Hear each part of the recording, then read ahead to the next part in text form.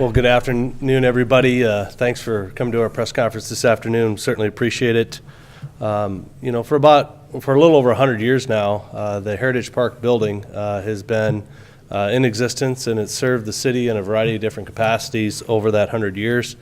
Most recently, it served as our Parks and Recreation offices, and then also as storage and a report to work location for our department for the past 40.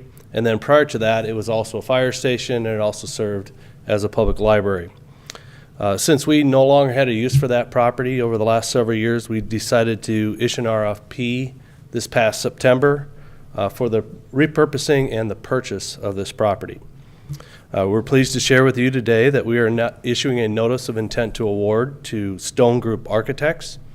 Their proposal calls for the purchasing of the building from the city, which would allow them to renovate the building for their office space while preserving the historical nature and character of the building.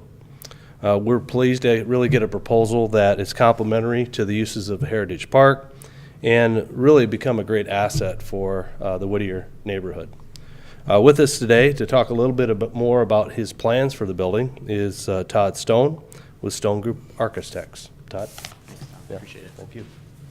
Well, first of all, thank you. We really appreciate the opportunity. We're excited for having a new location to call this building our new home. We've had our eye on this building, among other buildings in the downtown area, for quite a few years, and this really is a hidden gem from our perspective. The size of the building, the character of the building, the history of the building, and we do plan to occupy the building and also intend to put the building on the state and the National Historic Register. So looking forward to having some great discussion with the city as to how we go and make this a success for all parties involved, but also just really excited for us to have this opportunity and to move forward into a new location and a new path for our business moving forward. We'd anticipate over the next 30 to 90 days that we would negotiate an agreement with Stone Group Architects, and there are some other approval processes that go along with it. One of them is the City Council would require, we would ask the City Council to approve diagonal parking to support the redevelopment of this property.